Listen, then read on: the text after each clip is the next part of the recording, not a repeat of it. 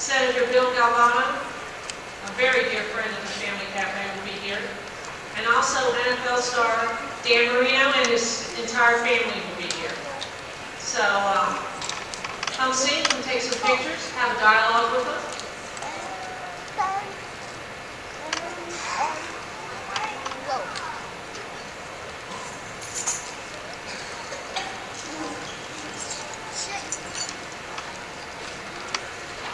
Ladies and gentlemen, at this time, would you please stand if you're able for the presentation of colors and remain standing. Thank you.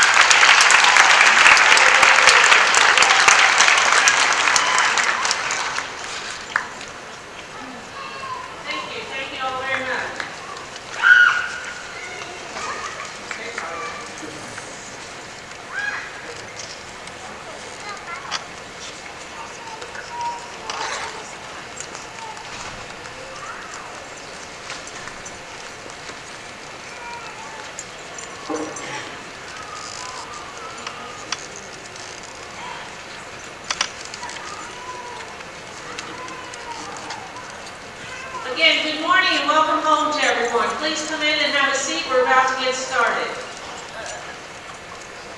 Hi, my name is Lori Fahey, and most of you I've seen before or talked to on the phone, or at least correspond with an email or two.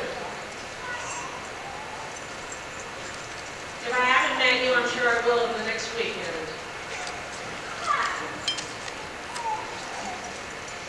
I want to tell you a little bit about the events that we held yesterday. We hosted a training which was Discover Health from Within, Create and Live Optimal and Dynamic Health. This training was attended by over 90 individuals. If you went to this event, please raise your hand. Great, great. Thank you for coming back. I hope you really enjoyed it. Before we open the session, let me take a moment to recognize the Florida Youth Council. They've been working really hard to help us get this started. If you're with the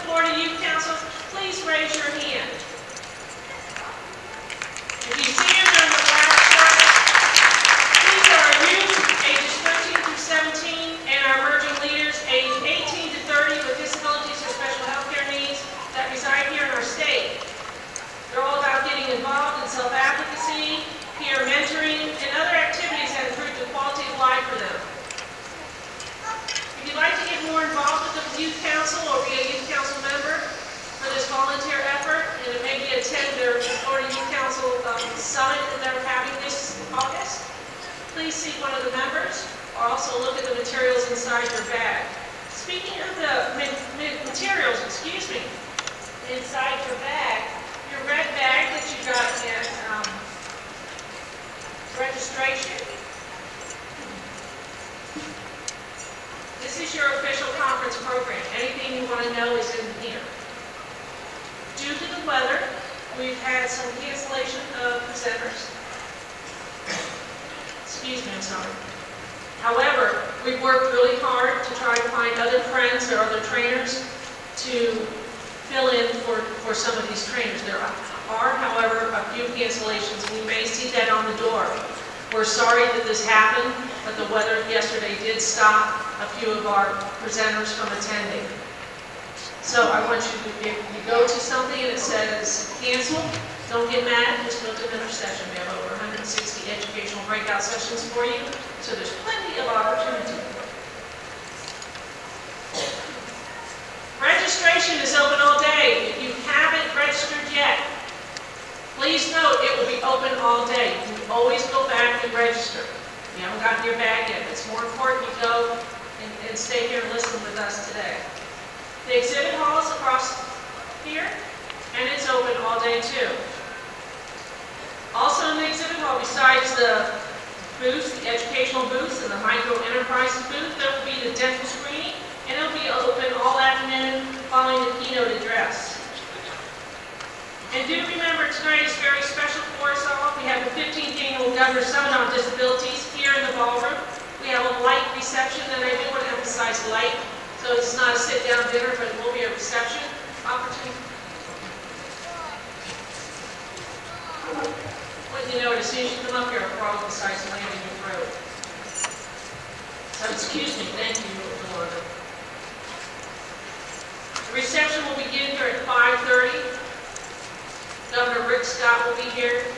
Again, NFL star Dan Marino, and also our good friend Senator Bill Galvano will be here along with the state agency head leader. So we invite you to come early, stay late. There'll be a picture-taking opportunity, an opportunity to share with them all.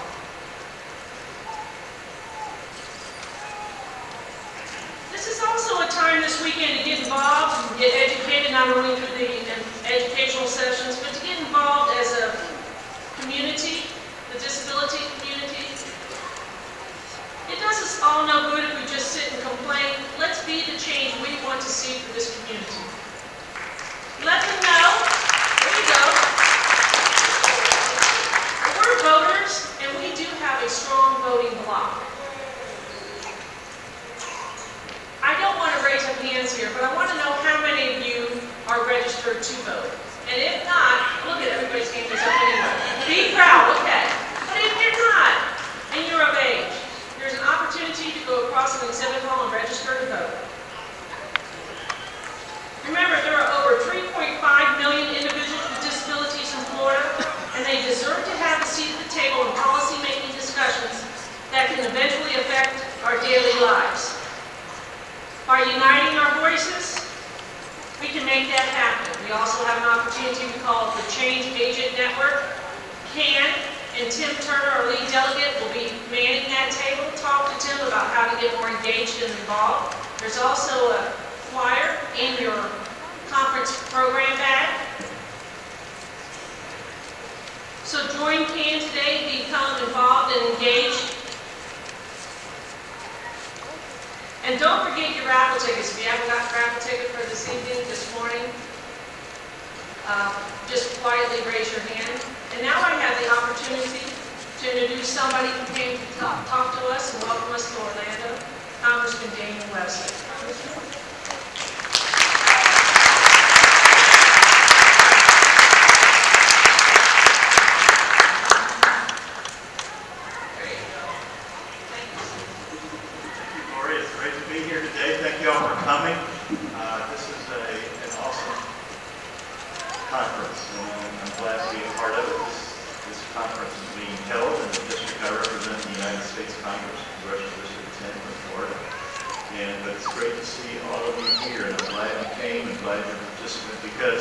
We live in some perilous days, some difficult days, but also some exciting days, kind of like the tale of two cities. It's the worst of times, but it's also the best of times. And so thank you all for being here. The federal government cannot solve all the problems. Matter of fact, they do, in my humble opinion, a poor job of doing many of the things they try to do. And yet, if things start at the local community and build their way up, they work far better. I'll give you an example. The federal government is good at one thing. They're good at creating cookie cutters. You might think, what's a cookie cutter? Well, we create programs that we try to make every person fit into, like a cookie cutter. So every time we stamp it, it's the same program. Stamp, stamp, stamp, stamp. Just like when you make Christmas cookies. Well, it doesn't work that way.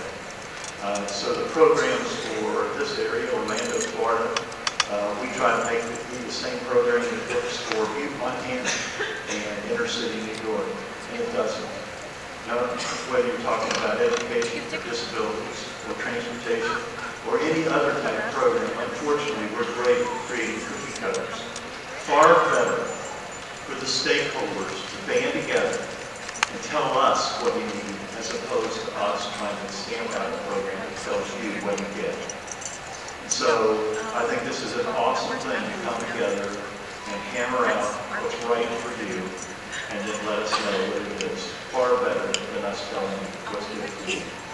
And so I thought about how Jeb Bush, who was governor of our state for 8 years, he used to have a little saying, and he would send me these little notes. I was in the state legislature for many years, and he would send me a little note, and at the bottom he would put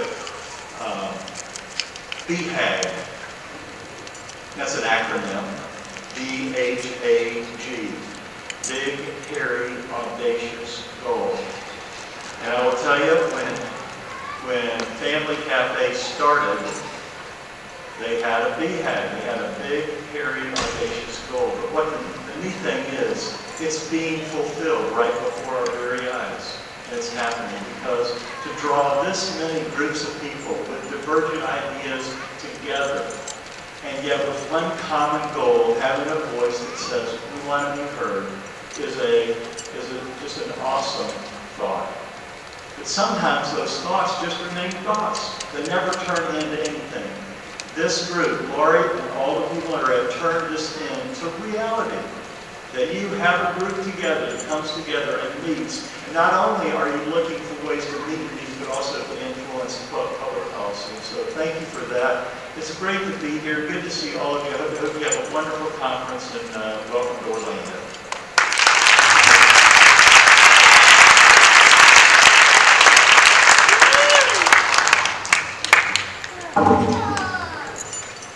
Sorry about that, that was loud.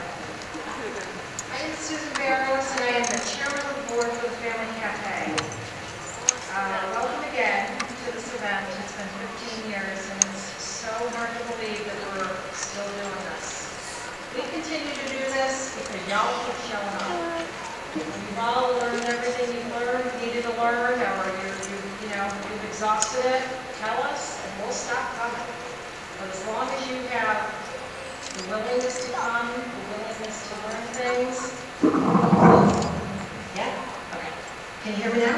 Okay, good.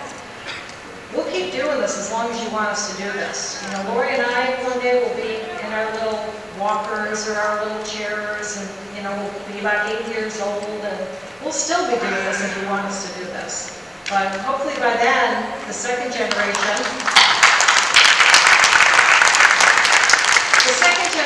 which is, right now I think is most of our Florida Youth Council members who are becoming emerging leaders can step into this role.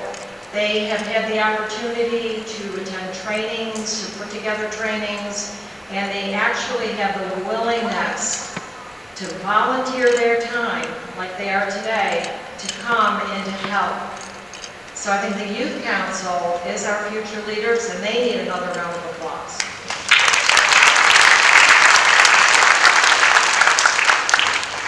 I do want to thank all of you who weathered the storm. I don't know who came in yesterday or who attempted to come in yesterday, but thank you.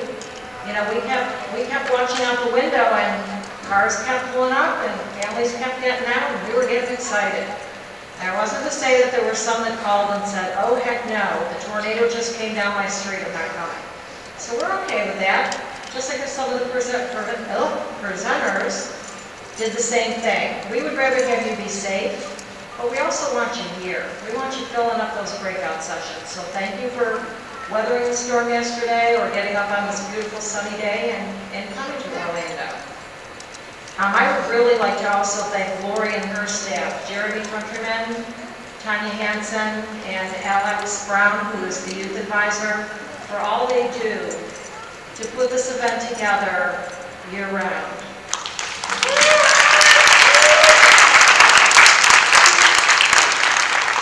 You know, you live it, you breathe it, you tuck it to bed at night, and it's not like a regular job that at 5 o'clock you shut off, or you go home and you don't even think about it again. You know, you're just counting widgets or something. This is a life experience for us. I'd also like to introduce the board of directors. I'm hoping they're all in the room. Jim DeBobrin, Tom Nurse, Dee O'Neill, Susan Goldstein, Todd Parrish, Tracy Schmidt, Yolanda Herrera, Gil Williams. If you're in the room, please wave, stand up. If y'all oh, Sharon Rosie, I'm so sorry, I forgot Sharon. Where's Sharon? There she is, over there.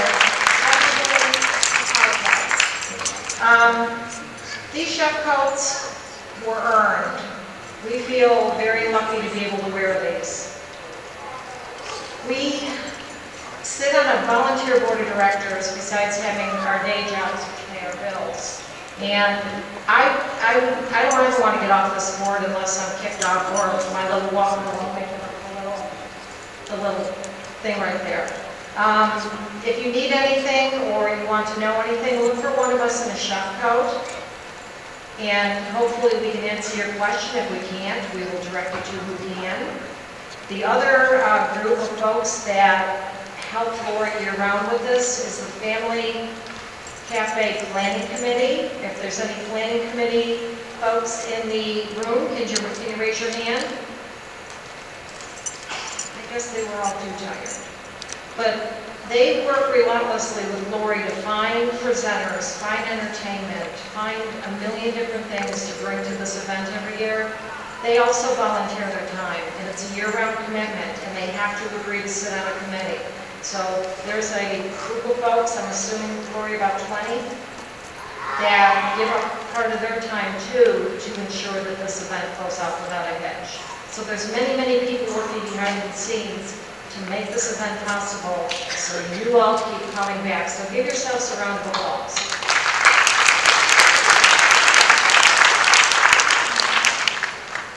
Well, we had one little glitch yesterday, and thanks to Linda Carter, who is right up front in this bright yellow shirt that you can't miss, Linda organized our bag stuffing event yesterday, and I gotta say, she had it down to a science.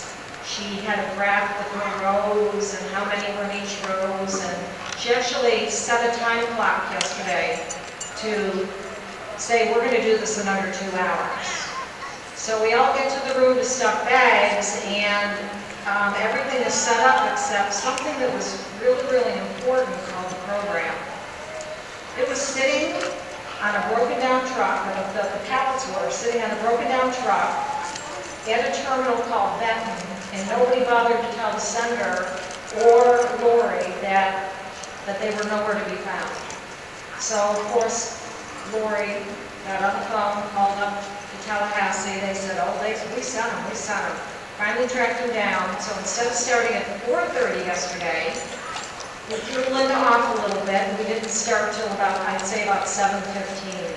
And I've got to say, for all of the volunteers who waited all that time to stuff bags, if you're in this room, thank you so very, very much. Wave if you were part of that brigade. Oh, yeah. You know, Linda is such a stickler about making sure this was done with under 2 hours. It was done in an hour and about 38 minutes. I have never seen bag stuffing go that smooth or that quickly. Thank you, Linda.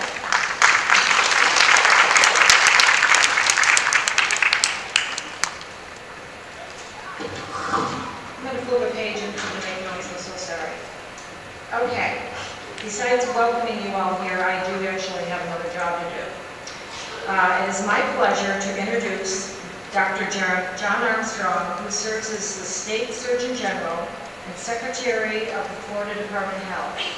Dr. Armstrong is recognized as a national expert in medical team training, public health preparedness for disasters. Dr. Armstrong has been the Chief Medical Officer of the USF Health Center for Advanced Medicine, Learning and Simulation, and Associate Professor of Surgery with the Masani School of Medicine, USF. Dr. Armstrong has served in the U.S. Army Medical Corps for 17 years, concluding his service with the rank of Colonel. Dr. Armstrong was reappointed to serve another term as our State Surgeon General and Secretary of Health this past May. Dr. Armstrong has done a terrific job leading the Florida Department of Health over the last year. Under his leadership, the department has become more efficient for Florida taxpayers, yay, and focused on his mission to keep Florida's families healthy. Help me by introducing my boss, Dr. John Armstrong.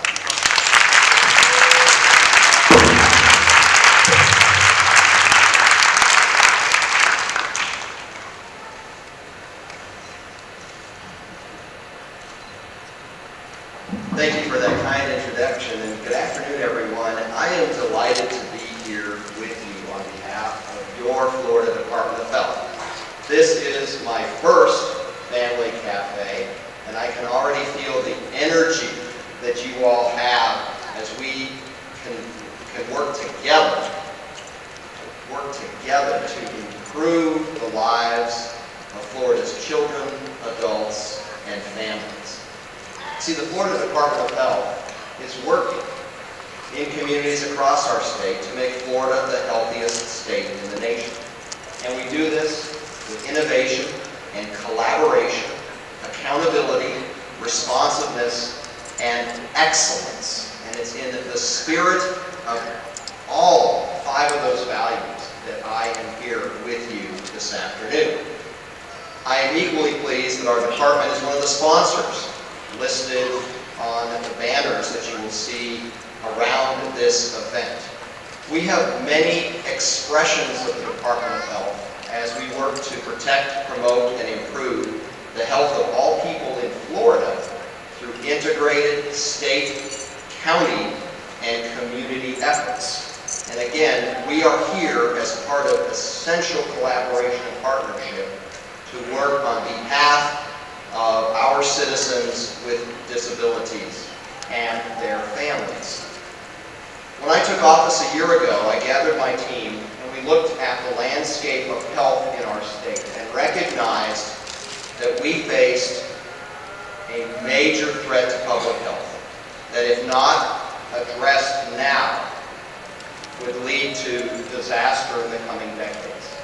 That threat is the challenge of weight. You see, right now in our state, only 35% of Floridians have a healthy weight.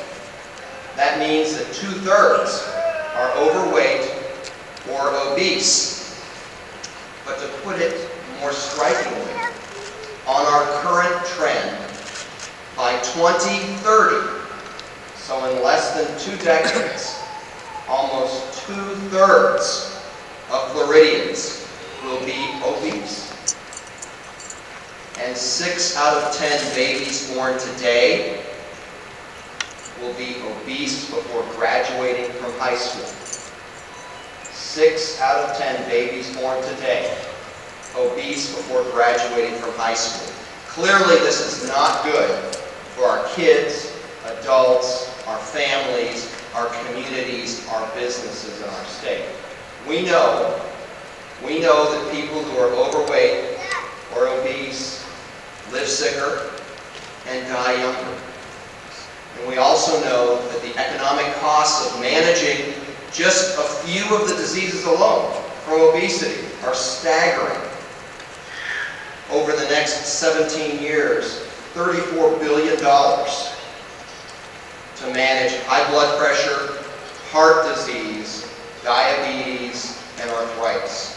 Just those four, $34 billion, that is half of the state budget. That is not sustainable. So what are we doing about this? Well, first, we're recognizing this is a challenge. And importantly, we are moving forward to make Florida the healthiest state in the nation with the healthiest weight in the nation. And we are working across state agencies and with a variety of private organizations and communities to think broadly about how we can help people in Florida make more informed choices for their health. You see, weight challenge comes about with seemingly small choices over time, taking more food in and spending energy out. And over time, the imbalance is dramatic, and the imbalance leads to obesity. So the solution is to help people rethink those choices over time so that there is less energy going in, more energy coming out, and we achieve healthy weight that lasts a lifetime. And it is in that context that I am particularly delighted to introduce the keynote speaker for today, Pam Popper. Pam has a doctorate in nutrition and is the executive director of the Wellness Forum.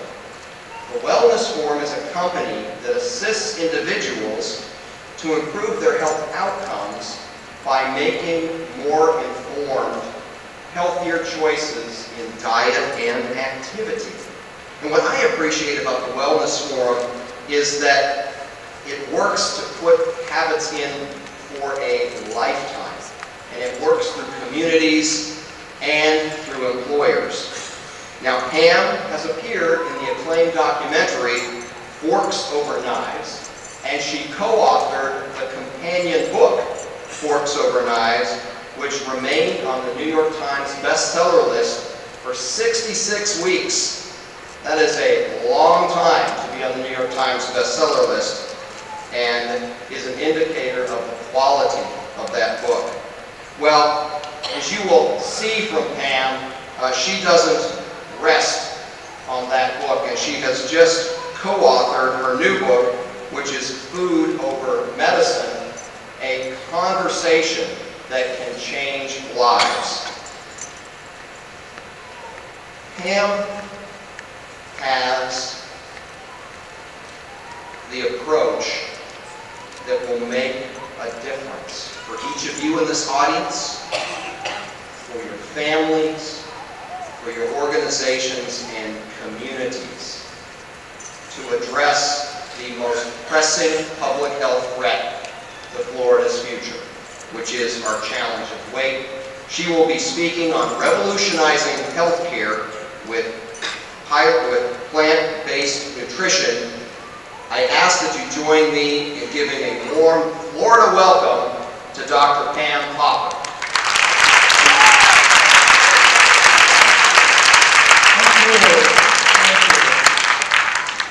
Well, thank you so much for being here today. My first visit to a Family Cafe conference was actually 3 years ago, right before Forks Over Knives came out in the theaters, and this was one of the first places the film was ever shown.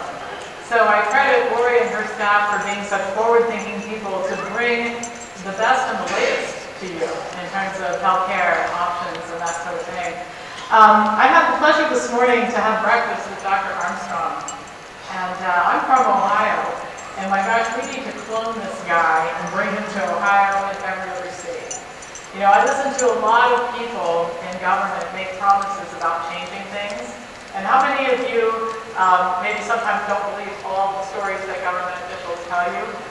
I will tell you, after my breakfast this morning, I have 100% confidence and Dr. Armstrong's promise to make Florida the healthiest state in the country and to address the weight problems that Floridians are facing right now. And I don't make comments that support people in government that frequently. So some of you know me. So when I tell you I think this guy is doing a great job and you're lucky to have him, I don't often say that about government officials in public. So anyway, I'm watching closely to see what happens. I think that you guys could be the model for the country. And wouldn't that be nice, right?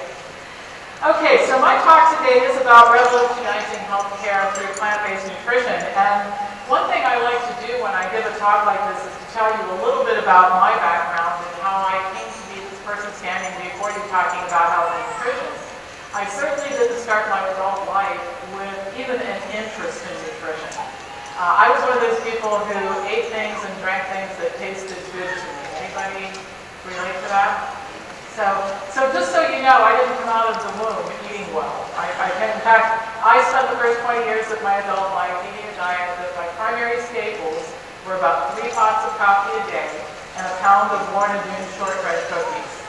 And I remember people used to talk about me all the time and describe me as being energetic. And I now know that I spent 20 years just sort of buzzed with the caffeine and sugar.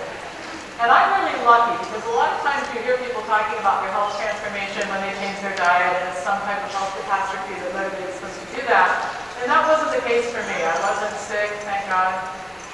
But I did read an article that made me question my own dietary habits and my kids at the time and decided that I could probably, I could use a dietary change. So a friend of mine loaned me a book written by a physician in California, who was also in Forks Over Knives. If you saw the film, you saw Dr. John McDougall. And this book was about the 25 years that he'd spent in practice treating disease with diet. Boy, that was a very foreign concept to me. And by the time I finished the book, I had a comment and a question. My question was, why doesn't everybody know about this? And my comment to myself was, I think maybe this is what I want to do with the rest of my life, is to help spread this message. And so that's how my journey began.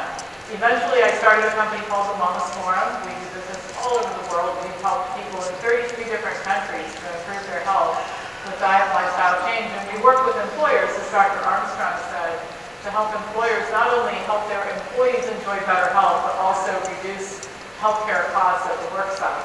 Health insurance, as you know, is becoming a bigger and more important issue in terms of affordability. And our programs work well for reducing costs. So what I'm going to share with you this morning is the high points of why this diet is effective, what this diet is that can make such a difference in your life. And let's just start, and we have to figure out how I can change these slides here. Okay. Let's talk about how the right diet can actually change your life. Why should you even pay attention to this? And I think in the back of most people's minds, they know that diet is important, but I don't think we give enough credit to exactly how important it is.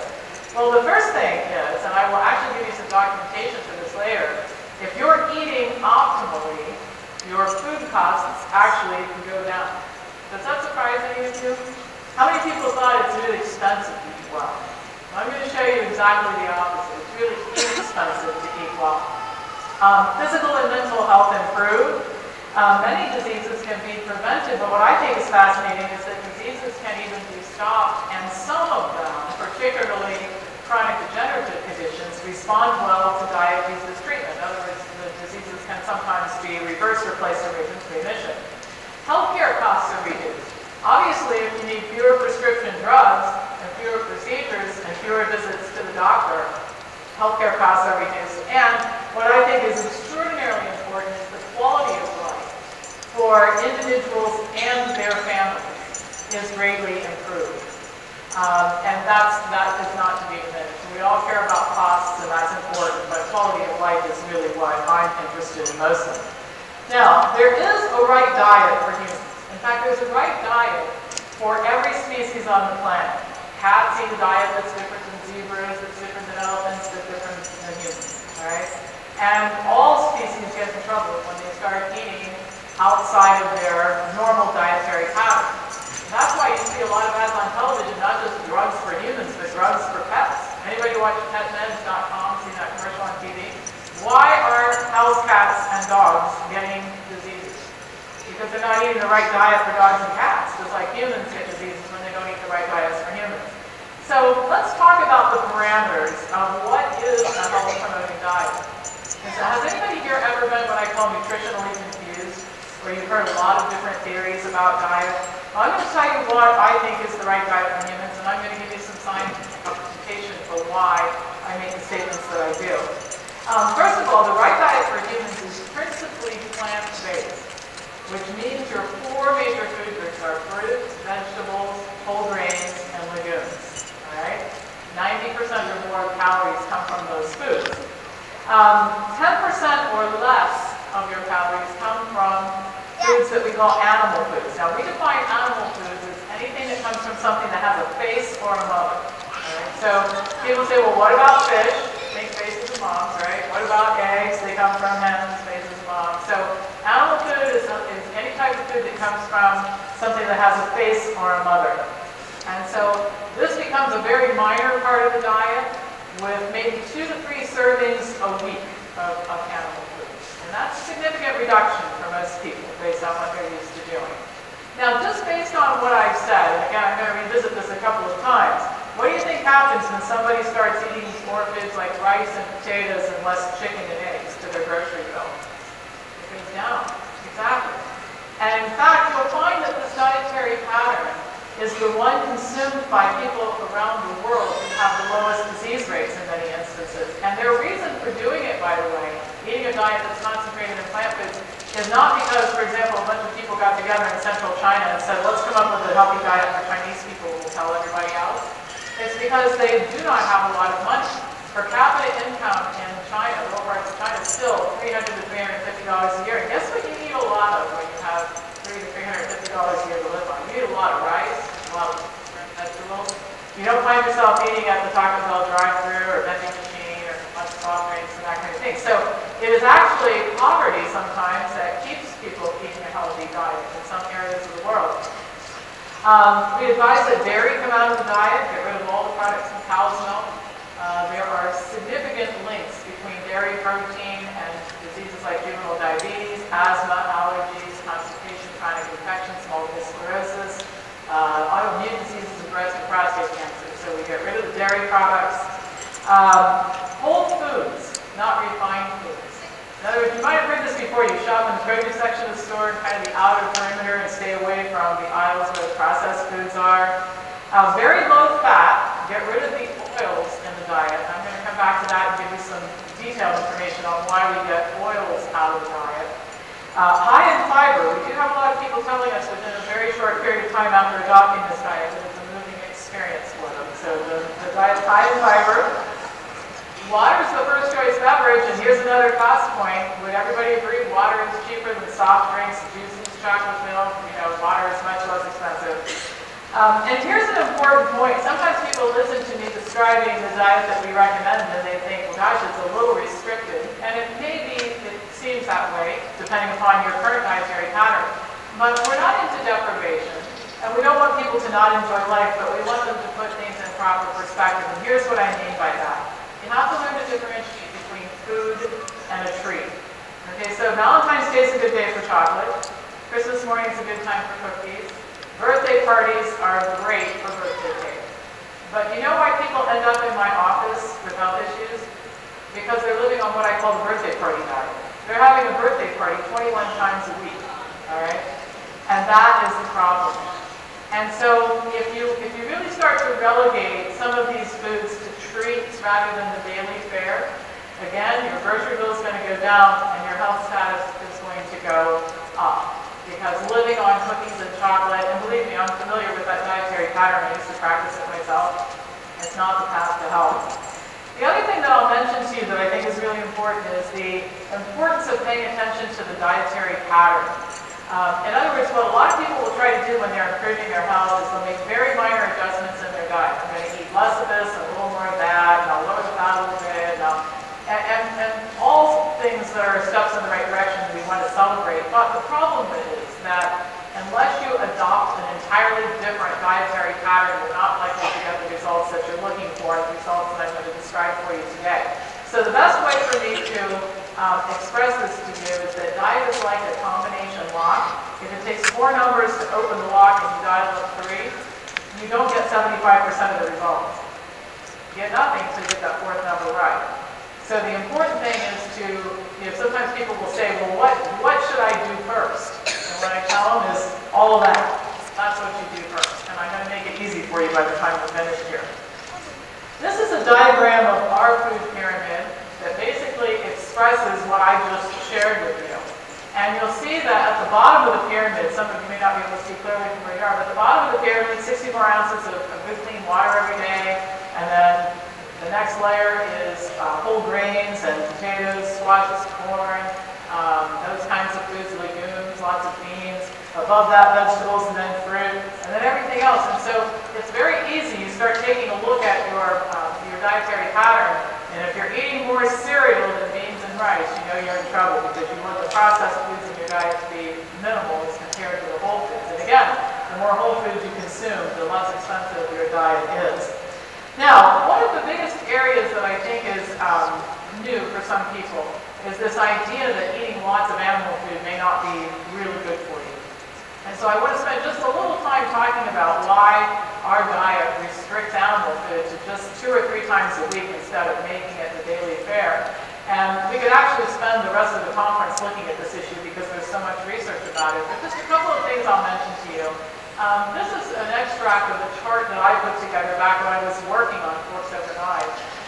We got data from the World Health Organization and the Food and Agriculture Organization of the United States, or the United Nations rather, and what we were looking at is dietary patterns in terms of the percentage of calories in the diet from animal foods in various countries and the death rate from heart disease and cancer in those same countries. And so at the top of the list, Uganda. The people in Uganda still eat a diet that's about 6.4% of calories from animal food. That's really low animal food consumption. And if you look at their death rate from cancer, it's 49.4 per 100,000. And for heart disease, it's 120 per 100,000. Now, one of the countries that has the highest intake of animal food is Hungary. And in Hungary, 30.7% of calories come from animal food. And contrast the difference between Hungary and Uganda. In Uganda, 49.4 deaths per 100,000 for heart disease, and in Hungary, 328.1. That's a big difference, wouldn't you say? For heart disease, 120 in Uganda, 651.3 in Hungary. So we see that as animal food consumption goes up in a population, within a very short period of time we see the disease rate increase, principally cancer and heart disease are good markers. Now, going on, why plant-based? Some other evidence, population studies. What I just showed you is a chart that is somewhat representative of this, but we have over 7 billion people that live on the planet today. And we still have pockets or areas in the world where the disease rates are very low. I mean, we just take it for granted here in the United States that about 40% of the people will develop heart disease or die from it, and that the cancer rate for certain types of cancers are increasing. But there are places in the world where the cancer incidence, diabetes incidence, heart disease is much, much lower than here. And we thought for a while that it might be based on genetics, and I'm going to return to the topic of genetics before we're finished too, but we know that it's because the dietary patterns are different in many of these areas where people are enjoying better health. So one example, let's dig a little deeper into this. My colleague, Dr. Colin Campbell, if you saw Forks Over Knives, he was one of the stars of that movie, did some research at Cornell that was very telling. And one thing I should tell you about Dr. Campbell is that he was certainly not predisposed, based on his background and training, to be an advocate for more of a plant-based diet. His background was he grew up on a dairy farm, and he wrote his PhD dissertation on how to increase protein yields from livestock. But he did some research based on an article that he had read suggesting that animal protein might increase cancer promotion. And so his early studies at Cornell involved taking lab rats, dosing them with aflatoxin, which is a known carcinogen, and then feeding them varying diets. And what he found is that when the animals were fed a diet that was comprised of 5% of calories from animal protein, none of the rats developed cancer. But when that percentage of calories from animal protein hit 20%, 100% of the rats began to develop precancerous lesions. Now there's a big difference between 0 and 100%. Would everybody agree? Here's what was even more interesting, is that when the animals that had developed precancerous lesions were reduced to 5% animal protein, the cancerous lesions started to go away. So literally the researchers were switching cancer on and off in the laboratory by changing the amount of animal food in the diet. That's pretty curious if you ask me. The other thing that was very interesting about this research is that when animal protein was substituted with plant proteins like soy protein or gluten, which is wheat protein, the cancer-promoting effect was not observed in any concentration in the diet. So it was clearly the animal protein that was making a difference. Now later on, Dr. Campbell got an opportunity to experiment or to test these observations in a human population. He wrote a book about his experience called The China Study that includes this entire perspective, starting with his research at Cornell. But what prompted the China Study was that in the 1970s, right before the United States began relations with China, the premier of China was dying of cancer.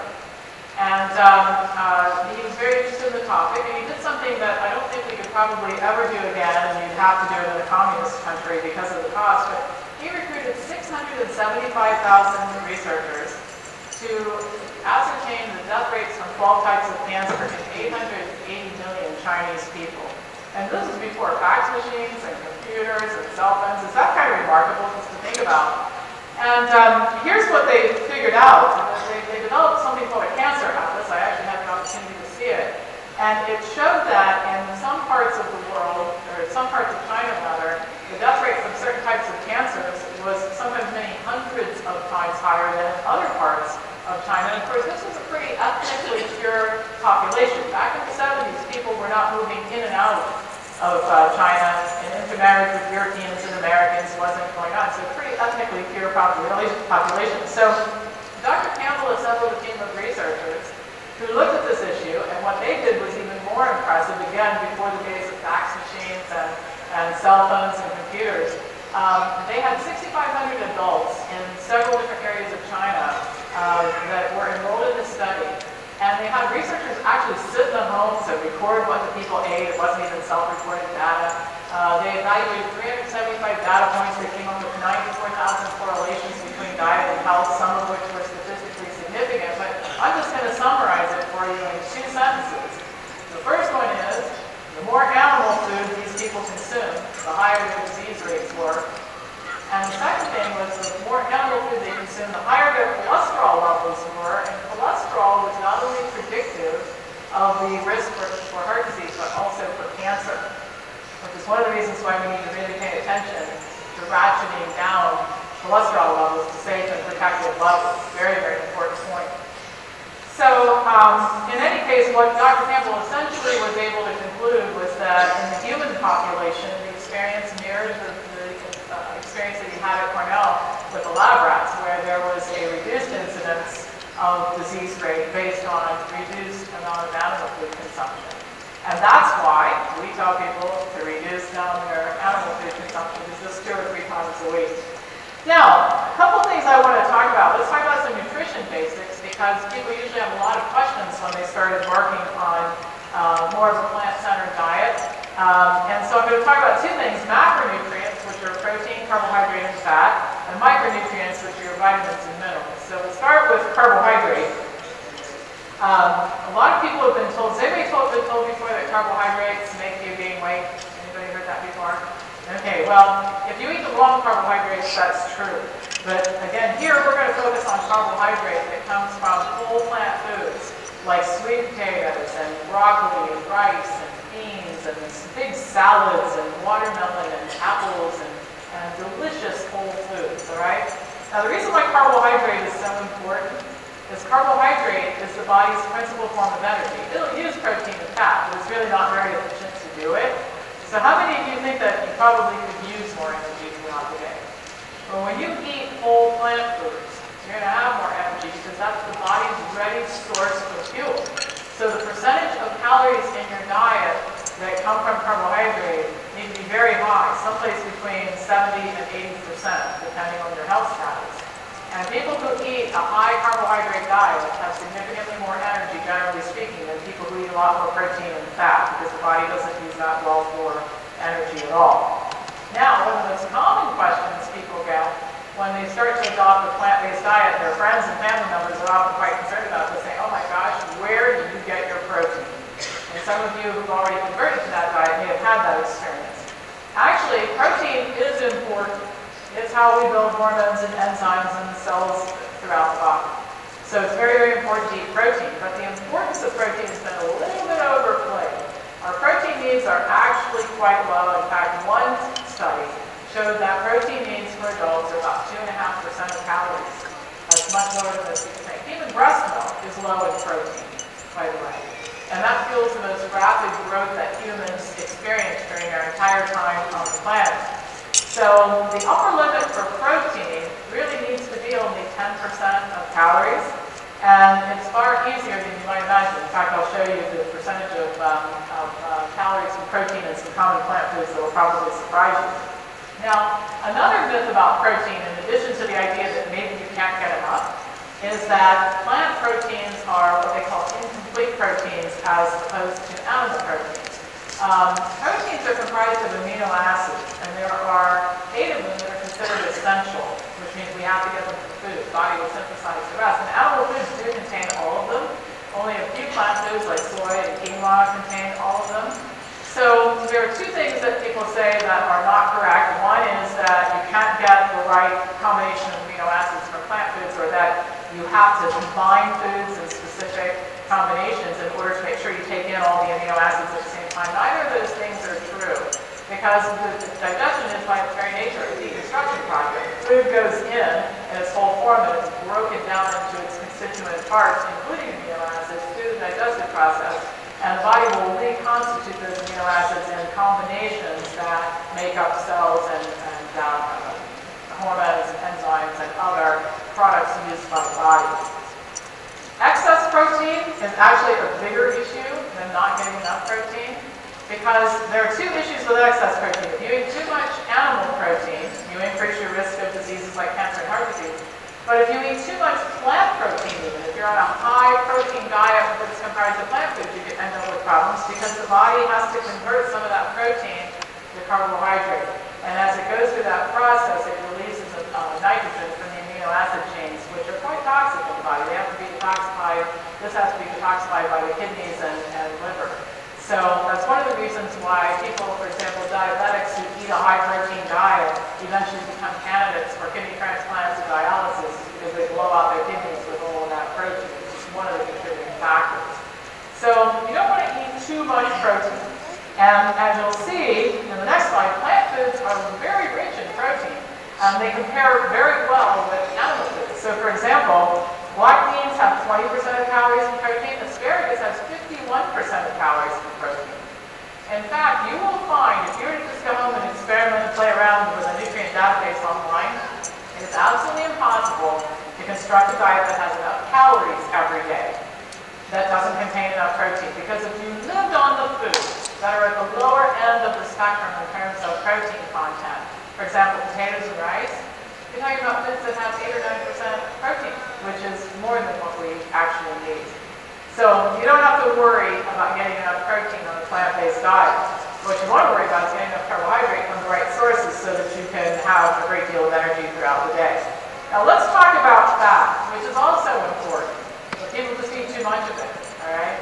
Fat is used to have organs, to control the body's temperature, to help absorb fat-soluble vitamins like vitamins A, D, E, and K. Fat consumption, however, needs to be limited to about 15% of calories, and many people consume much more than this because they like the nice taste of fat. Now, animal foods are a major source of fat. I think you guys all know the hamburger, pork chops, and eggs have a lot of fat. But it's also important to realize that there are a lot of high-fat plant foods that are just as yummy, like nuts and seeds and coconut and avocados and olives, oils. These are also very high in fat and need to be restricted in the diet also. And so my rule for people who are eating a plant-centered diet and want it to be health protective is you don't have to give up nuts and you don't have to give up olives, but you don't want to go out of your way to eat these foods. they call my name from the kitchen. And every little cashew has 20 calories. Think about this for a minute. How many of you ever have eaten one cashew and walked away from the bag? Am I the only person here who cannot eat one cashew, or are all the rest of you just like me? All right, so what I'll do is, for example, at our company, our chef makes a dish that's it's like a vegetable version of chow mein, and he sprinkles some cashew has on top of it. I'll eat the cashews. But what I don't do is tempt myself by bringing home bags of cashews and having them in my pantry, because I will definitely eat them if they're there. So you can have some of these foods, but you really want to be careful how much. And I love this quote from my mentor, John McDougall, who says, "The fat you eat will soon be the fat you wear." All right? And I'll tell you the extent to which that's true is if we were to biopsy your rear ends and your thighs today and look at the samples under a microscope, I can tell you what you've been eating for the last few days without a food journal, because your body stores the fat in exactly the same way you took it in. Don't worry, we're not going to do that. Oh my gosh, what a story I've planned for us this time. We aren't going to do that today. But that's the extent to which people store fat efficiently. So you have to be very careful about fat consumption. Now, I mentioned before that oils were an issue. And this surprises people because we've been taught that they're health foods. But first of all, oils are concentrated fat calories. You know, every tablespoon of oil has 130 calories and 14 grams of fat. Think about that for a minute. That's pretty concentrated, would you say? And just to give you an idea of how fat and weight promoting they can be, I'm pretty lean. I'm athletic and I eat a really good diet. But we sat around one day, we were just playing around with numbers in my office, and we figured out that if I added an oil-based salad dressing to a big salad that I ate once a day, and I didn't change anything else. Now, I already exercise almost every day, so I don't know how we improve on that. I'm eating a whole foods, plant-based diet, low in fat. But if I didn't change something else, that one serving of olive oil-based salad dressing put 36 pounds on me in a year. Okay? Now, many people have tried adopting a healthier, lower fat diet. And what they don't realize is the oils in the packaged foods, the oils they cook with, the oils in the dressings that they're eating, make it almost impossible for them to lose weight. And also can make it impossible to achieve good health status as well. So I want to talk just briefly about oils and heart disease. We've been told that some types of fat are healthier, oils are healthier forms of fat. And just a couple of studies I'll cite for you. Dr. David Blankenhorn compared baseline angiograms and with one-year follow-ups for people with coronary artery disease. And what he found was that people consuming monounsaturated fat, which is the type of fat found in olive oil, had just as much disease progression as the people who were consuming saturated fat. See, we've been taught that it's saturated fat that's the problem, and the actual problem is fat, including monounsaturated fat. Lawrence Riddell did some studies with African green monkeys. And what he showed was that giving these monkeys olive oil increased their HDL levels, but when he autopsied them, they had just as much disease progression as the monkeys consuming saturated fat. Again, no advantage, monounsaturated over saturated fat. Robert Vogel at the University of Maryland showed that when you dip bread in olive oil, which is a favorite thing that people like to do, you end up having just as much arterial restriction as if you're eating cheeseburgers and french fries, essentially. That surprises people a little bit. Dietary polyunsaturated fat. We now have the technology to take apart atherosclerotic plaques at autopsy, and we find that these plaques are filled with mono and polyunsaturated fat just as much as saturated fat.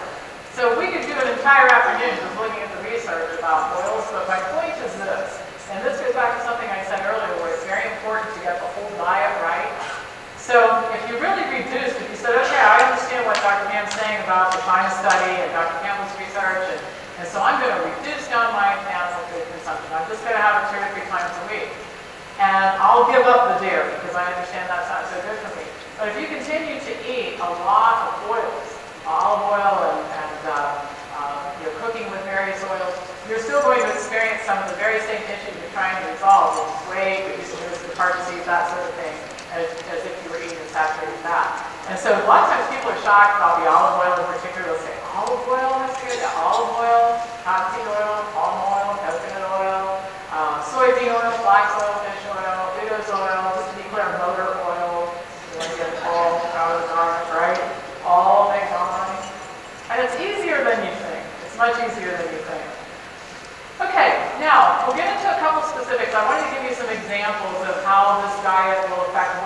diabetes, etc. But just a couple things I wanted to cover first. And the first one is dietary nuts. And I want to go back to it's more expensive to eat this way. It really isn't. And I actually had one of the people I work with prepare something. And I brought copies of this, which you can pick up at the table afterwards. It's free. And what I had her do is I had her go through and prepare meal plans with and without animal foods to show the difference. And we just picked one angle, which is the cost of protein per meal on a plant-based diet versus a more animal foods-based diet. And one of the values of this is that you can use this as a meal plan. Like if you're thinking, I don't know what to eat this week, pick one of these up and you can use it as a meal plan. But here's what we came up with. The cost of protein per meal on a plant-based diet is about 26 cents. On an animal foods-based diet, $1.30. So if you're eating some version of the standard American diet, and this is all written on this piece of paper that you can pick up over here. If you're eating the standard American diet and you were to adopt the diet that I've just described to you, here's what basically would happen. For a family of 4, you'd save $29 a week or $1,528 a year. Now let me ask you, how many of you could use an extra $1,528 per year? Could you think of something to do with it? All right? So it is simply untrue that this eating pattern is expensive. In fact, it's far more accessible to most people than an animal-based diet. The second myth that I'll cover is it's easier to take baby steps. It isn't. Because when you make little changes in your diet, you don't notice much difference in your health status, and it's pretty hard to stay motivated. Some of you may have had that experience. The other thing, too, is you don't get this stuff out of your house and out of your diet, so they're tempting you all the time. Another myth is that moderation will work. And my good friend, Dr. Esselstyn at the Cleveland Clinic, has a great statement he uses in his lectures. He says, you know what? Moderation kills. And the reason is because nobody knows what it means, okay? In other words, if I tell you to eat less of something, do you know what that means? Your definition of less could be different than mine, right? If I say don't eat that, everybody understand what that means? No oil, everybody got that? Less oil, boy do we have a lot of oil around. And so the problem with using moderation is that it's so subjective that nobody knows what it means. And I think it's very important for people to have really clear parameters so they know what they need to do to improve their health. Another myth is the food won't taste good. They think people like me live on tree bark and pine cones. And I'm here to tell you I don't. I live on delicious food. In fact, last night here at the hotel, I had a grilled tofu and udon noodles and vegetable dish. It was spectacular. I ate the whole thing in a very short period of time. I was starving. So the food is fabulous if you know how to prepare it right. And you can go online. You will not believe how many websites there are right now with delicious plant-based meals and recipes. And it's free. You just print these recipes out and use them. And they're for every ethnic taste that you might have, Italian food, Chinese food, Thai food, etc. There are so many free resources right now that it's easy to find good recipes. Another one is it's hard to prepare. It's actually easier. I spend less time preparing food today than I did when I ate a more animal foods-based diet. And last but not least, people think that they'll crave the foods that they're used to eating, and you're kind of right about that. But the body goes through an interesting process, which is called neuroadaptation. And it's where you begin to change your taste for foods, because as it turns out, research shows that taste buds require training and maintenance. All right? And so, has anybody, I used to smoke, by the way, I was a smoker way back when. And you know, the first day that I quit smoking, I really wanted cigarettes. All right? The first thing that I would remind everybody is that wasn't a sign that my body needed cigarettes. That was a sign that I was addicted to nicotine and getting rid of the addiction. So when people say, but I'm craving cheese, it's not because your body needs cheese, it's because you've trained your taste buds to want it. But what we found is that in a period of about 3 or 4 months, what happens is your taste buds change, and you begin to crave some of the foods that you've been eating, and other foods become less attractive to you. So, for example, the reason why I maintain my pretty healthy diet isn't because I sit across the table from people having dinner with me and say, gosh, I wish I could have that steak. It's because my taste for food has changed over the last 20 years to a place where that really isn't as attractive to me as a salad and a vegetable stir-fry, for example. So your taste will change if you give it time. It just takes time for your body and your taste buds to adapt. so what conditions respond to this dietary change? Most of them. Anything chronic and degenerative. And I would contend that life can be made easier and quality of life can be made better for almost anybody who adopts this eating pattern. I have even seen people with fairly advanced conditions like Alzheimer's disease who have calmed down and become easier to manage as a result of eating a better diet, becoming better hydrated, that sort of thing. So let's take a look at just a couple of conditions that I think are affect a lot of people in this audience. One of them is weight gain and weight loss. So, humans used to maintain pretty normal weight without much effort, and there were two reasons for it. One is they were forced to eat the right diet for humans. Let's face it, when we were hunter-gatherers and cave dwellers, we really couldn't go to the local grocery store and select from 300 different types of ice cream, right? So we were forced to eat the diets that were right for humans. And humans actually do have a built-in mechanism to tell them when they're hungry, and that's when they're supposed to eat, and to tell them when they're full, so they stop eating. So what goes wrong? Well, let's take a look at how we experience hunger in what we call satiety. We're hungry, it's time to eat. And then we eat food, so how do we know we're supposed to stop eating? Well, there are actually two things. One is we have nutrient receptors that pick up things like the calorie density of the food that say you ate enough to keep yourself going for a few more hours. And the other thing we have is stretch receptors that measure the bulk of the food. So remember when I talked about fiber being an important part of this, eating a high fiber diet? Well, a high fiber diet, the bulk of the food fills you up faster, which is one of the ways that you prevent yourself from overeating. Now this little chart will help you understand how easy it is on a processed or animal foods diet to overeat and fool your stretch and nutrient receptors. So oils, how much it takes to fill the how many calories it takes to fill the stomach? 4,100 calories. If you were going to sit down and make a meal out of potato chips, anybody done that besides me? It's true confession time. Raise your hand, we've all done it, right? 3,000 calories to fill your stomach with potato chips. 3,000 calories. Cheese and meat, 3,000 calories. Chicken, 1,500 calories. Fish, 1,400 calories. Then look what happens next on the list. Beans, 500 calories. Fruit, 300 calories. Vegetables, 200 calories. How many people can readily see the problem that has caused you to gain weight?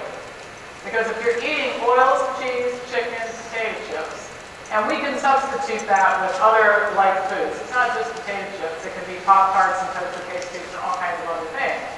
It's almost impossible to maintain normal weight. These foods have high calorie density, low fiber, and the amount of it you have to eat to feel full is extraordinarily high.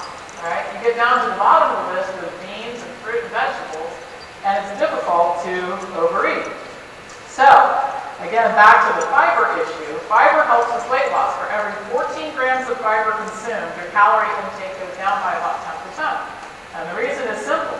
When you're eating high fiber foods, you can only eat so much or you'll explode.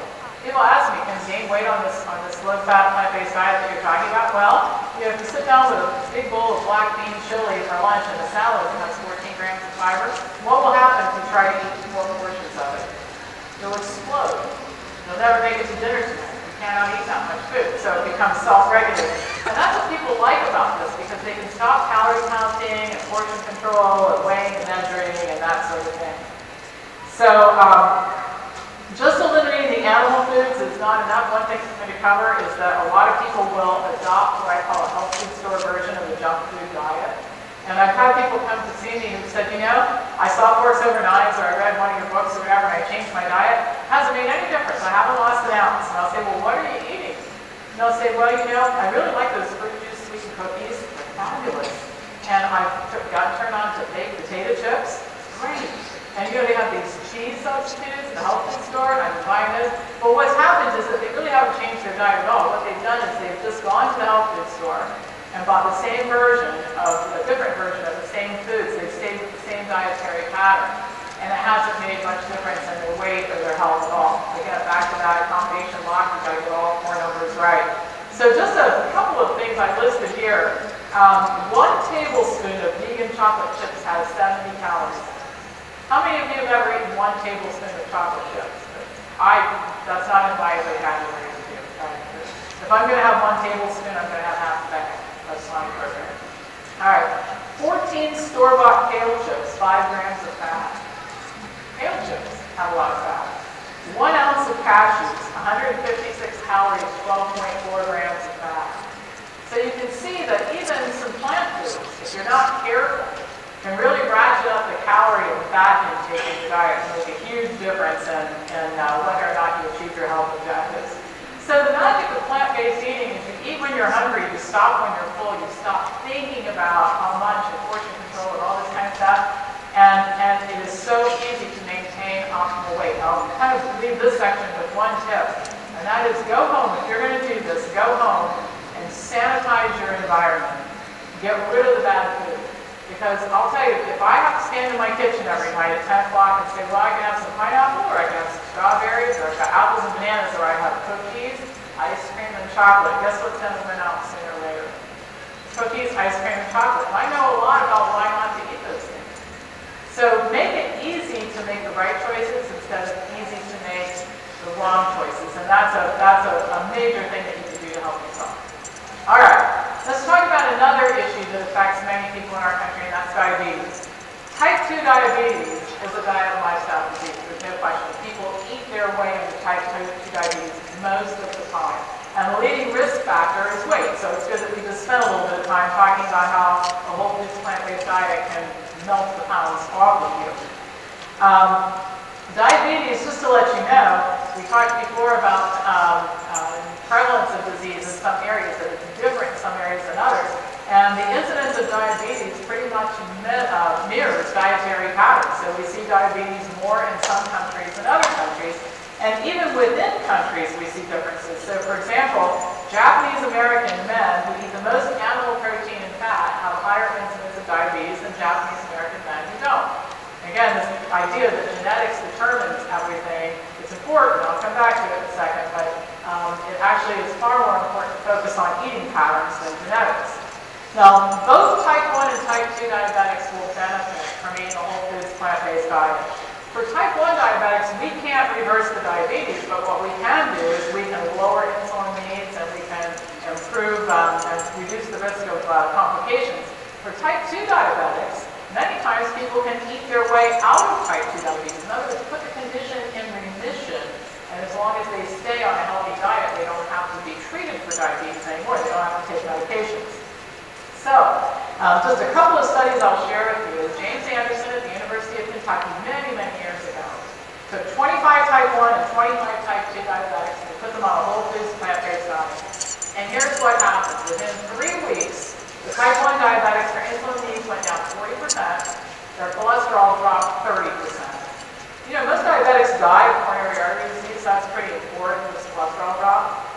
But the drop in insulin needs was important too, and for the type 2 diabetics, 24 out of 25 of them were able to discontinue their insulin medication in that same 3-week period. And then my friend Dr. Neil Barner in Washington, D.C. with the Physicians Committee for Responsible Medicine did similar experiments and came up with the same results, that people that were consuming a whole foods plant-based diet consistently had better outcomes. They will reduce medications, reduce cholesterol, A1C levels, long-term measurement for blood sugar levels by eating a whole foods plant-based diet. So if you want to avoid weight gain, if you want to avoid type 2 diabetes, you want to eat a whole foods plant-based diet, if you gain weight and you've eaten your way into type 2 diabetes, you can eat your way out. And then another condition I wanted to cover, and I chose this one for a specific reason, is multiple sclerosis, which afflicts a lot of people in our country, more women than men. Prevalence is increasing. And the reason I chose multiple sclerosis is it's such an intractable disease. I figured if I could show you guys data that this diet positively affected multiple sclerosis, you'd think, gosh, it'd be worthwhile for me to try this diet to address almost anything, and it's true. Dr. Roy Swank is the first healthcare professional who decided that perhaps multiple sclerosis had something to do with diet. He conducted his trial on 144 patients, and he kept track of them for 34 years. That's a really long time when you think about it. And basically, what he did with his patients is restrict their saturated fat intake to a maximum of 15 grams a day. And here's what happened. Progression of multiple sclerosis was reduced or stopped by that low saturated fat diet. And the effect of the diet was even visible people with fairly advanced stages of multiple sclerosis. And this is a question I get asked sometimes. Is there some stage of disease or disability where it isn't worth it to do it? I don't believe that there is. I think it's always worth it to convert to a better diet. Okay, so the first year those patients were on this lower fat diet, 70% reduction in exacerbations. The rate of exacerbations continued to come down by 5% a year until 95% total reduction and remained constant for 16 years.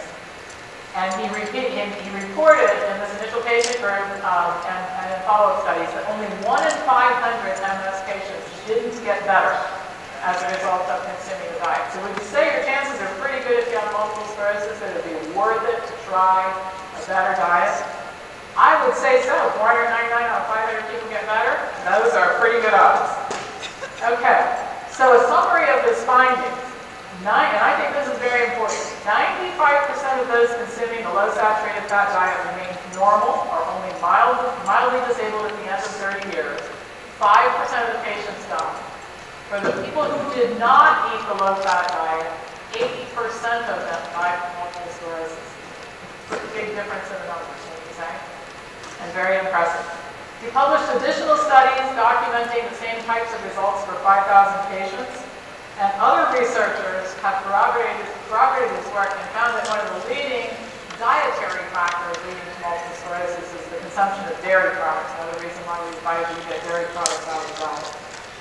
So I just chose 3 conditions to talk to you about. We could do the same type of thing and in much more detail for coronary artery disease, autoimmune diseases, arthritis, name a migraine headaches, name a condition, and we can show connections between diet and those conditions and how changing diet can change the outcomes.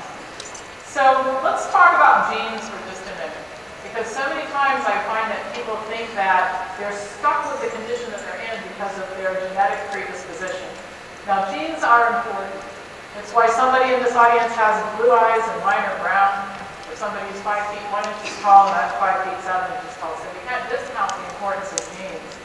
But genes represent predisposition when it comes to degenerative diseases. In other words, you can be predisposed to have a disease, but it doesn't mean you're going to get it. And in fact, all of us here are predisposed to develop certain diseases. In my family, obesity is one of them. I'm the first normal weight female in my family, ever. If there's an obesity gene, I got it going on, okay? So why am I not overweight like my sister and my mother and my grandmother? And the reason is I don't eat the same diet that they do. So while I'm genetically predisposed to have a weight problem, I didn't develop it, haven't developed it, because I don't eat the same dietary pattern. Now, one thing I can share with you, I'm an overachiever, and if I decided to eat my way into obesity, I'm positive I can do it within a few short months, all right? Because all I have to do is start eating like the rest of my family members, and the same thing would happen. So my point is that while you may carry a genetic predisposition to have a disease, it doesn't mean you have to get it. And if you have it, it doesn't mean that you can't help yourself by changing your diet lifestyle patterns. Now, some of the evidence we have for genes not being quite as important as we think are, for example, what we call migration studies. In other words, what happens when somebody who lives in Japan moves to the United States? I'll tell you what happens. Within just a generation, their obesity and disease rates are the same as ours. Now let me ask you a question. Do you think when people coming here from Japan fly over the Pacific Ocean, someplace about mid-trip, their genes change on the airplane? No. They land in San Francisco and they make a trip to Starbucks and McDonald's. That's what happens. Right? And that begins the pattern of adopting that eating style in America that leads to disease. Another thing is identical twins. We now have some excellent studies of identical twins that show that even though they're identical from a genetic standpoint, their health outcomes are quite variable based on choices that they make. All right? And hopefully you're all receiving this as hopeful information, because if you go through life thinking that what happens to you from a disease perspective is based on genes, you're essentially a helpless victim. But if you realize that a great deal, there are some things we can't change. You guys are intimately familiar with that, but a great deal of what goes on with your body can change by adopting a health-promoting diet and changing the pattern of your eating. And then the last thing I'll cite as an example is that if you saw Forks Over Knives, you know exactly what I'm talking about. If you've read any of my books, you know what I'm talking about. There are a lot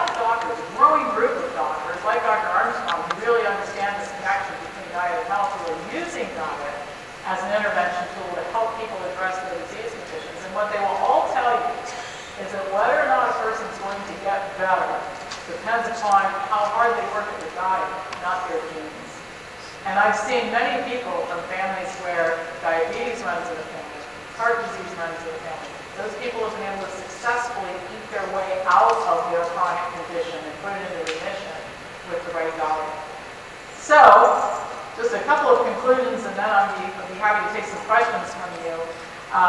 Dietary excellence is the best way, in my opinion, to prevent, stop, and reverse disease. The right diet can improve symptoms and addresses that underlying cause. And I think that's an important point that needs to be made. We spend a lot of time sometimes in medicine treating the symptoms of the disease instead of the cause. And an example that I could give you that might make some sense, or an analogy, is if I get in the car and I fly home today from here to Columbus, and the oil light comes on in my car, one thing I can do is I can pull over to the side of the road, pop the hood, snap off the fuse that lights up the oil lamp, and keep driving. Okay, what did I get rid of? The symptom, which is the oil lamp. But what's going to happen? What's the inevitable end of the story if I keep driving that car? The engine's going to blow up. Right? And that's what a lot of people are doing with their bodies when they treat themselves principally with medications for some of these chronic conditions like diabetes, instead of addressing the cause, which is the food. All right, so we can get to the root cause of the condition, which is always a better idea. Eating optimally will save money, it will save healthcare costs, and it ultimately improves the quality of life for everyone. And that, again, from a healthcare professional standpoint, is what I'm all about. So, we'll have time for questions. Just a couple things I'll mention to you. First of all, I have these over at my table. Please pick them up. It's other things that you can pick up for free. I put out a free newsletter and video clips every week. You can sign up for free by just putting your email address on paper. And my new book, Food Over Medicine, technically is coming out next Tuesday, but the publisher did send a few books here if you'd like to get one before you leave. So, what we'll do is go ahead and have questions. And I think we have some people with roving mics that can, if you have a question, raise your hand, and we'll here are the roving mics. Okay. So that everybody can hear you, and I can hear you, and I'll be happy to answer. Come on up. You have a question? Come on, Okay. Anybody have a question?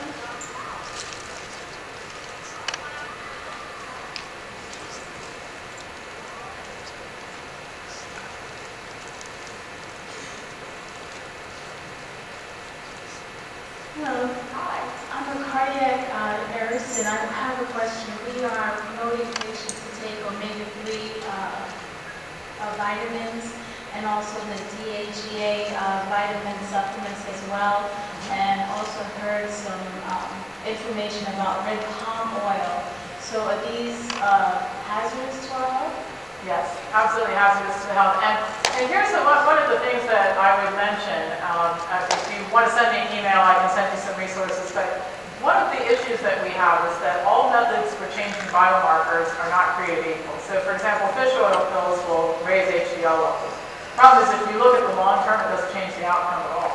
So what you do is you give that person a false sense of security. You see their ratio change, which doesn't really have much to do with anything, as it turns out. Because as your LDL cholesterol goes down, so does your need for HDL cholesterol. So trying to raise HDL cholesterol is a misguided strategy, in my opinion. But my point is this. While this person thinks they're getting better because their blood work looks better, they're actually feeding the very problem that you're trying to get rid of, which is those plaques and the fat in the diet. So the long-term health outcome is not changing as a result. So we want all of that stuff out of the diet.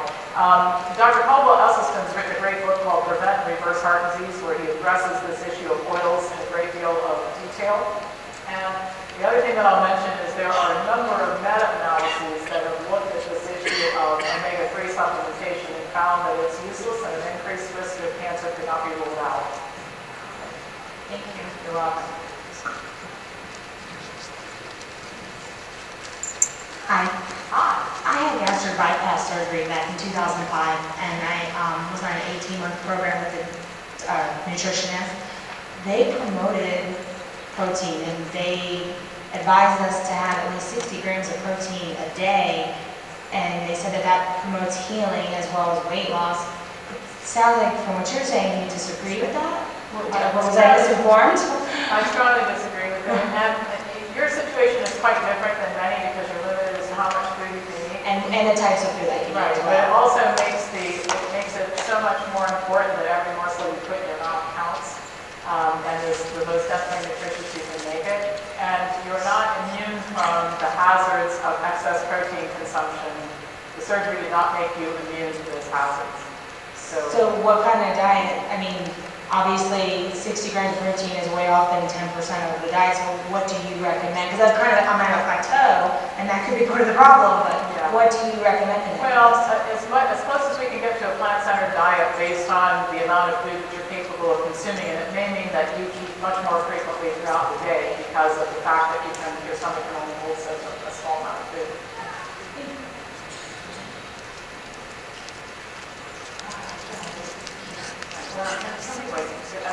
We'll just take these questions and then I'll do it. Okay. Yes. Hi.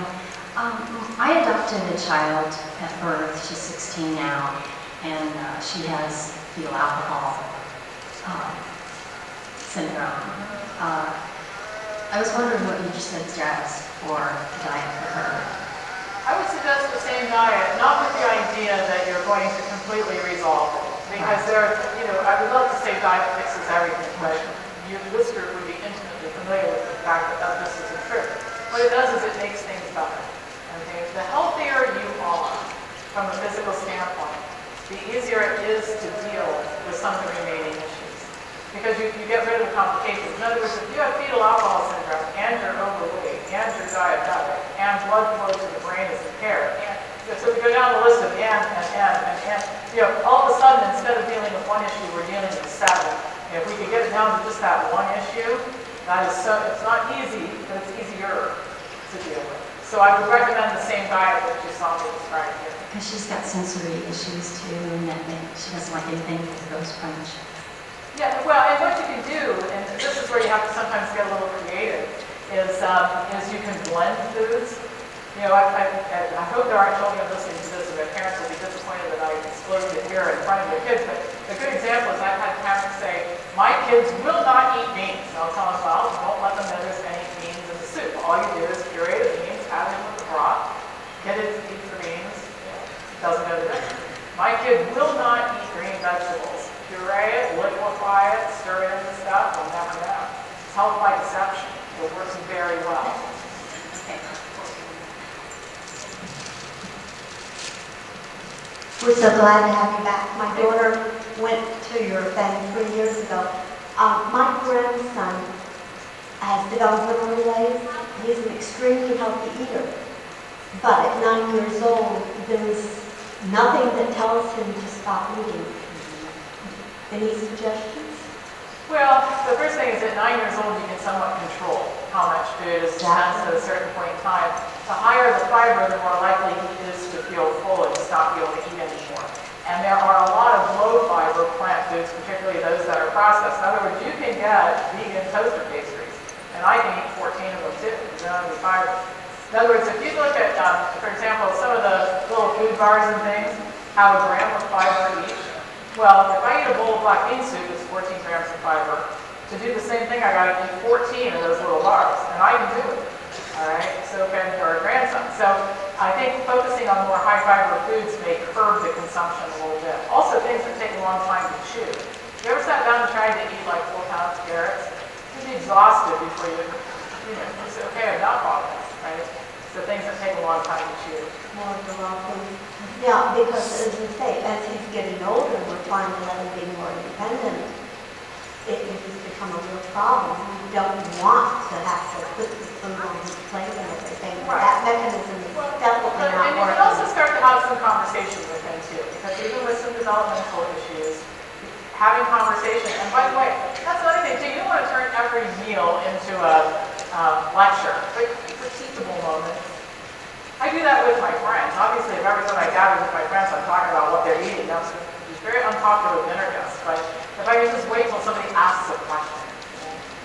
Thank you. You're welcome.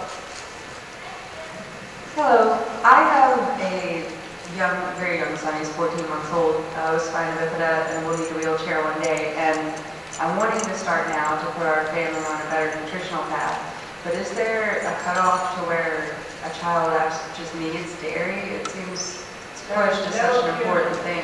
There are no humans that need dairy. It's the worst possible thing you can put in your mouth. And The risk that a genetically susceptible child will develop juvenile diabetes as a result of consuming dairy products is higher than the risk that a smoker will develop lung cancer.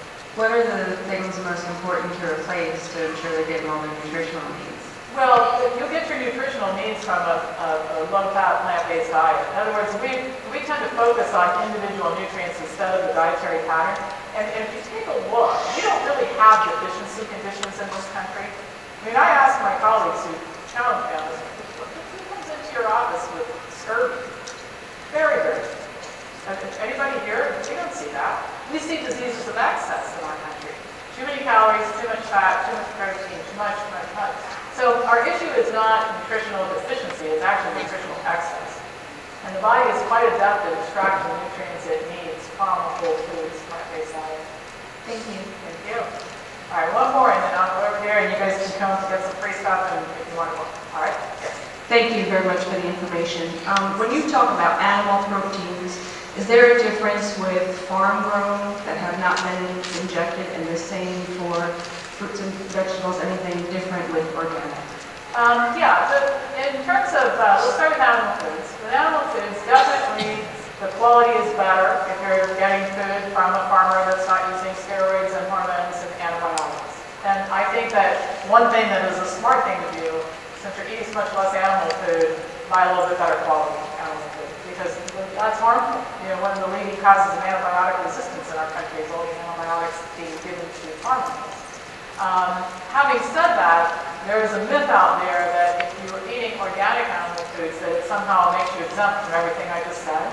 And it doesn't, because the amino acid chains that make up those animal foods are the same, whether the animal is given antibiotics or not. So if you're looking at cancer-promoting activity of animal foods, it's the same. So you don't get a free pass just because the fish is wild caught and the animal food is organic. When it comes to plant foods, fruits and vegetables, I certainly would not want my statements to be taken, I don't care about farming practices, or I do care about it. But the reality is, even the Environmental Working Group, which is one of the most aggressive groups in the country trying to reform practices, has a thing on their website that says that the benefits of consuming plant foods outweigh exposure to herbicides and pesticides. And as we saw in the China study, remember when I was talking about Campbell's research at Cornell, when these animals were dosed with a cancer-causing agent, the cancer promotion didn't start until animal protein reached a certain percentage of calories in the diet. Which doesn't mean we shouldn't care about herbicides and pesticides. It means that they're secondary to getting these foods in our diet. And the spectacular results that my colleagues and I are achieving in terms of putting disease into remission are being achieved without any requirement to consume only organic foods. Okay. Thank you so much, and I'll be happy to talk to you more.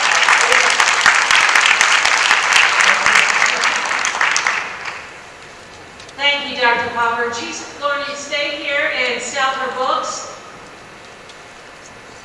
So if you want to stand in line, you'll pull out your raffle ticket because we have 2 raffle items to disseminate now. So pull out your raffle ticket. Thank you all for coming. Hang out just a minute. We'll go do the raffle. And I want to remind you all, I am a terrible coworker. I happen to work at the Family Cafe with 3 other fantastic individuals. And I know Alex Brown, our youth coordinator, is still here. But there's also Tanya Hansen and Jeremy Countryman. Without the 3 of them, none of this would be possible. So I'm going to reintroduce them this evening, but if you see them, they're in the chef coats. Thank them. If it wasn't for them, we all wouldn't be here. You ready?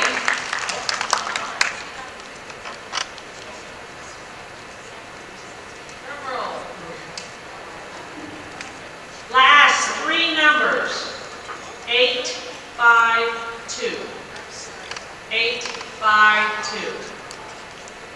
A lot of people left, you can come. Going, gone. Last 3 numbers, 672.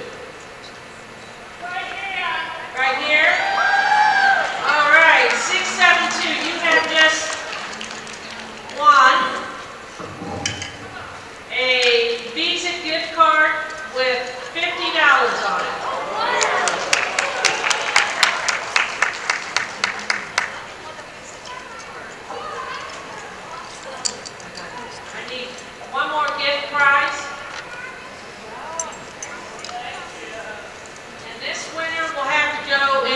It's a gift certificate for Ready Apps.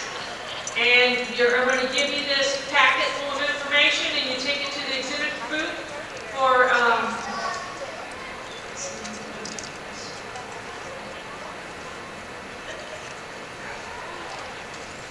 it's PRC.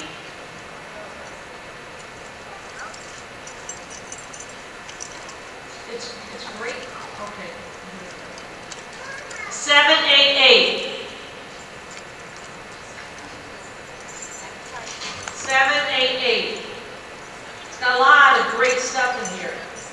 Books, DVDs, CDs, oh my gosh, lots of great things in this. It's electronic thing. 842.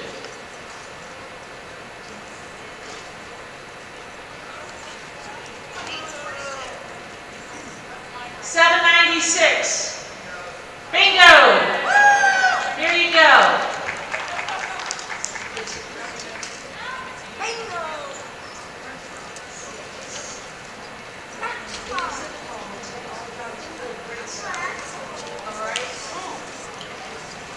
Thank you all so much. Make sure you come back tonight and get a new raffle ticket. There'll be a different color. Enjoy the educational sessions. We'll see you back here tonight at 5:30. The governor, Senator Galvano, and Dan Marino and his family will be here at 6 o'clock tonight.